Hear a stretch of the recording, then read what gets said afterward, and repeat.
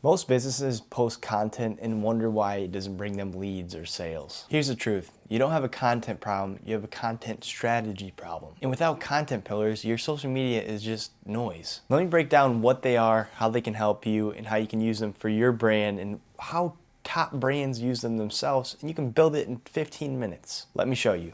So number one, what even is content pillars? Let me break it down. Think of it as like 3 to 5 main themes on what you talk about in your business. Think about 3 to 5 themes that your business talks about consistently. Content pillars are like the foundation of a good content strategy. A good social media presence is backed by a good foundation. Just like with faith, Jesus is our firm foundation. And when you're building a house, you want it to stand, you want it to succeed, you need a firm foundation. Number two, why random posts fail. Honestly, it's better to post once a week with a purpose versus 3 to 4 times a week randomly. So content pillars are gonna eliminate confusion and build trust. So not only are you gonna be more focused and know what you have to post, what videos you have to make, it's also gonna build trust with your audience. And it shows that you know what you're doing. And it's honestly a lot easier for people to follow you in your journey because they have these constant, certain, consistent videos that are always going to be posted, even on certain days, even if they're not. They know what kind of content and what value you provide. But it starts with you knowing your content pillars. All right, number 3, the 4 main content pillars. Now here's the good stuff. Let me give you some examples of what content pillars actually look like. So we have educational. This is where you're giving as much value as possible to the consumer around your niche. And I really like the 80-20 rule. Like 80% of the time you want to be giving value or teaching them something, and 20% of the time you're promoting what you offer. Now, another one would be entertaining/engaging. So this is going to spark interest, follow trends, maybe some humor, make something fun. Another pillar would be personal and behind the scenes. This is going to make you relatable, therefore it's going to build more trust. So for me personally, I'm doing marketing and I'm using a camera all the time, so it's good for me to post behind the scenes of me actually doing what I do. And then 4 would be promotional, which is you want to do probably the least because people will see so much of your other content and want to follow you because of that. They're going to see what you do. You're not going to sound salesy because you only have a few videos that are promotional. You put in your bio what you do, what you offer, people are going to know. So that's the 4th pillar. So make sure you are still making something that is promoting what you're offering. Number 4, how content pillars help you. So 1, it's going to attract the right audience. And of course, you want the right people because you want people that are actually going to be interested in what you're offering and what you're giving value on. Because if you're just posting to post, like anyone could look at this and be like, I don't know what this is. Like, sure, you can still get likes and engagement, but it may not even be the right audience. Another thing, it just saves time. Like you're just ready to go. You know what kind of content you have to make. You can find ideas just based on that that pillar and that pillar and that pillar. It's like you're good to go. You're not just shooting randomly, or you're not trying to figure out 100 different ideas.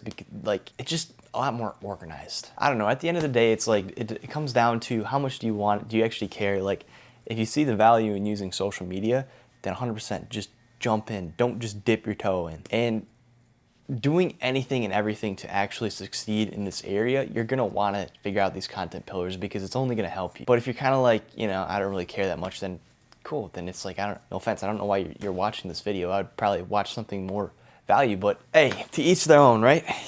It also, most importantly, is gonna keep your message consistent and clear, which is easier for people to follow you and easier for you to build your brand. All right, number 5, 3 steps to building your content pillars. First step, define your ideal customer. Who is that one person that you're talking to behind the camera? Who is that one person that is going to be interested in what you're offering? And who needs to hear this piece of value? Who needs to hear how to do this certain thing that you're offering? I mean, you can get so deep with this, and like you can get really small and deep with this, as you can go as far as you want to, like, what does this person do daily? What do they think about? What do they like? What are their interests? And you can kind of apply that to your content pillars. So figure out who's your ideal customer, who's buying from you, who's interested. And like I said, list out their problems, their goals, and their interests. And then you're gonna choose some of those themes from earlier I mentioned, 3 to 5 of them. Are they aligning with this person's interest? And I strongly encourage always doing educational content. Like, is there any way you can apply value to someone? Like, even if it's like HVAC, like Tell someone about how they can maybe do this in their own home, or something that they need to watch out for within their own home. Like, there's so many different ways that you could give that free value, and don't be afraid to do that, because a lot of people think, oh, isn't that risky? Because like, what if they just do it themselves and they're not actually buying from me? It's like, most of the time people will just want to know what's going on, and they're happy to hear that. They probably won't go and do it themselves. They'll go to you because they know, okay, they're credible, they know what they're doing, they gave this value, these guys are cool, I like them, people want to buy from people, they're going to come to you anyway. So don't be afraid to give that value. Number 6, real life examples. So I thought about giving you a perfect example, and honestly, it's kind of an excuse, I can't think of one exactly right now, but I'd rather you guys go look out and look on social media, look around, look at these brands, these entrepreneurs, like whoever's doing well, why are they doing well? What are they posting?